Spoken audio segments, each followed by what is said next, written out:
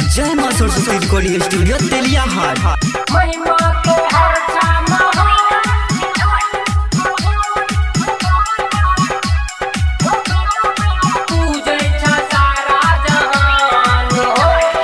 दुनिया के रखता बाबा भोले दानी, जाटा में रखे हो गंगा महारानी।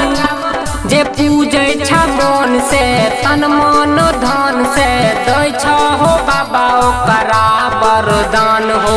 महिमा तो हर छा महान हो बाबा, पूजे छा सारा जहान हो।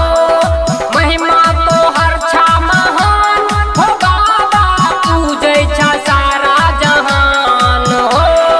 महिमा तो हर छा महान हो बाबा, पूजे छा सारा जहान, पूजे छा सारा जहान, पूजे छा सारा जहान। गंगा के गोला बाबा छिया तोहर खास हो, गला में माला लगोई छो झकास हो।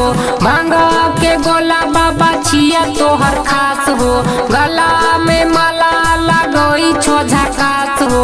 दहोने नजरिया बाबा भोले दानी महादान, दहोने नजरिया बाबा भोले दानी महादान। तोरे पसब कर महिमा तो हर छा महान हो बाबा, पूजे छा सारा जहान हो।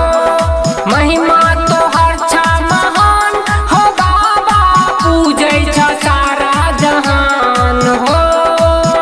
महिमा तो हर छा महान हो बाबा, पूजे छा सारा जहान हो।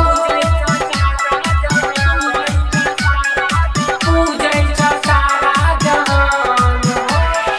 अब दर पर कोई जाने हो खाली, सुनबै बाबा भक्त अपन होला चारी।